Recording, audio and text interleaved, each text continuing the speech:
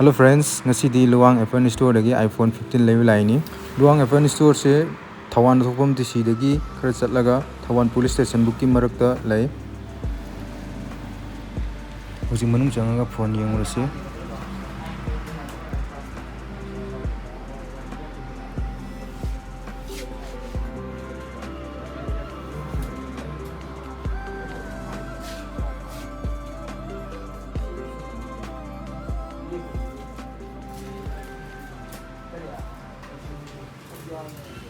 Thoubal 23 September 7 da Hanguk Jamne Sanga gi bja ado mafam jina sigi Athokpam Thoubal Police Station libdo adai katang lakbiraga Thoubal Municipal Shopping Complex na no sabane ba adu ge dukan opposite live lambi du ge opposite side dum lerne aduga ai dukan ming je sidai Luwang Apple Store Thoubal na haje ado poche dukan ni da phangdi je dum phone loi phone je use ta ju loi phange adagi silpek ta ju dum order taw lo bi ba yani adagi cover accessories loi phange ko original loi yaw ni adagi poche app phone je any use phone je dum exchange taw ga magi awat pa value to dum handon ji dong na ga exchange taw ba yai adagi phone sell taw ba yai adagi buy taw buy sell exchange ne ba Phone je kari karam ko phangi ya ja beta me ki ya ka. Phone je gi je keno iOS to na depend to jam iOS ha ka I think so to yani ko. yeah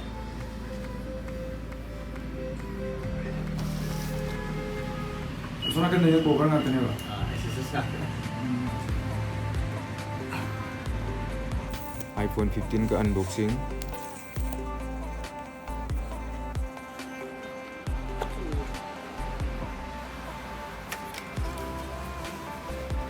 $256GB pink color.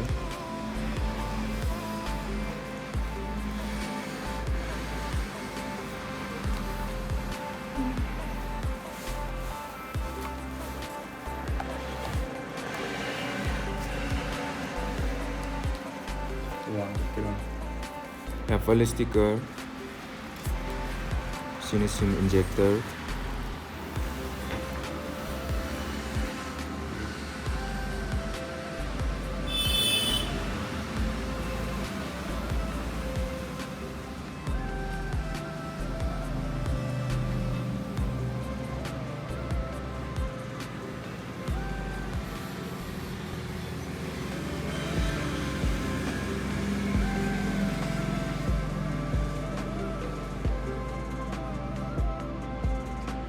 Chính là mesti thay chứ nhà cho này với thì có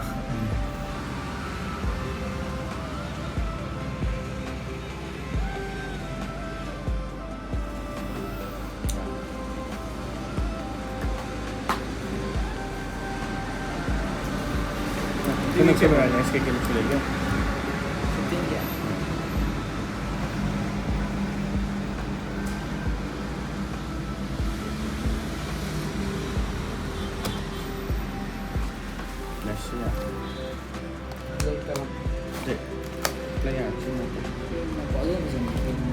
Nung wifi bang bro?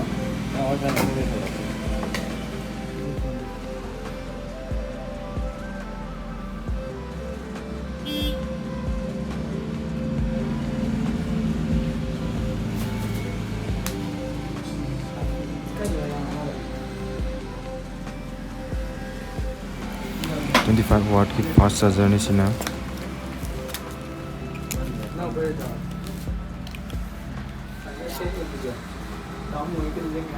chi thôn vẫn thiền được không phải sao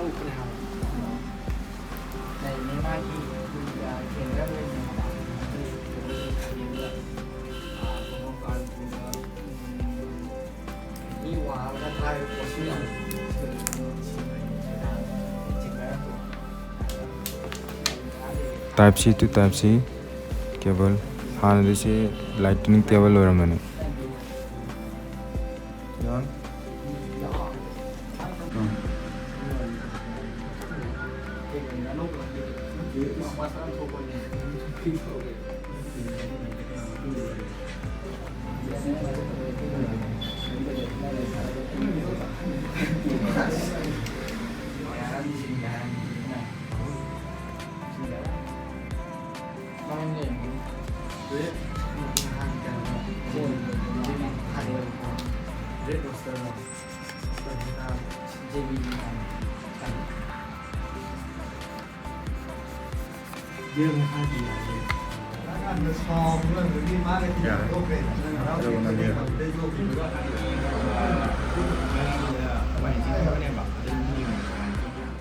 mayamsu lakpiyo